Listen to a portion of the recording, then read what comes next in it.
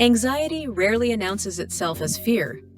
Most of the time, it shows up as mental noise, replaying conversations, anticipating outcomes, arguing with futures that haven't arrived.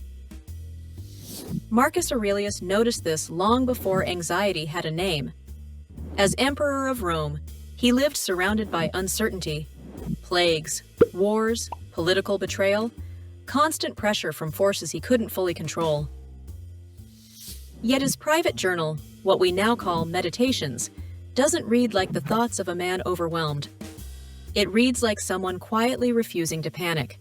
Marcus had a simple rule for anxiety: not comforting, not motivational, but stabilizing. He wrote, "You have power over your mind, not outside events. Realize this and you will find strength." This wasn't optimism, it was boundary setting.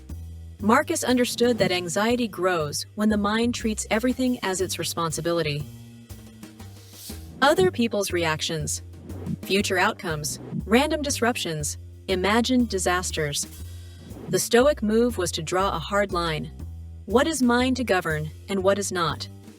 Your judgments, your choices, your effort, your restraint, those belong to you.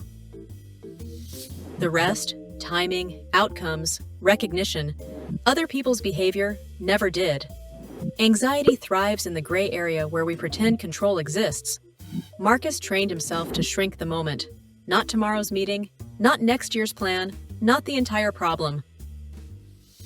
Just this impression, this reaction, this decision, right now.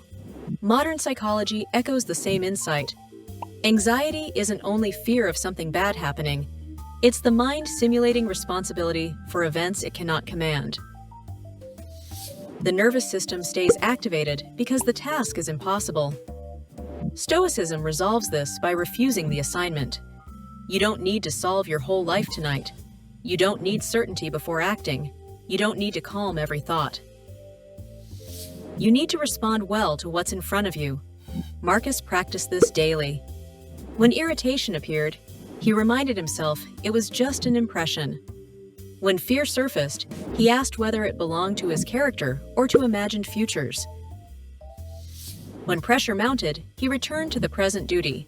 Not heroically, practically. This is where anxiety softens. Not when everything feels safe, but when responsibility is properly sized. You can prepare without panicking, care without catastrophizing, act without demanding guarantees.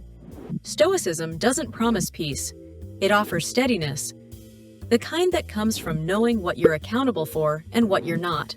So the next time anxiety tightens your chest or races your thoughts forward, ask the Marcus Aurelius question. Is this within my control or only within my concern? If it's within your control, act. If it's not, release it. Not dramatically, not perfectly, just honestly. Anxiety loses its grip when the mind stops pretending it runs the universe.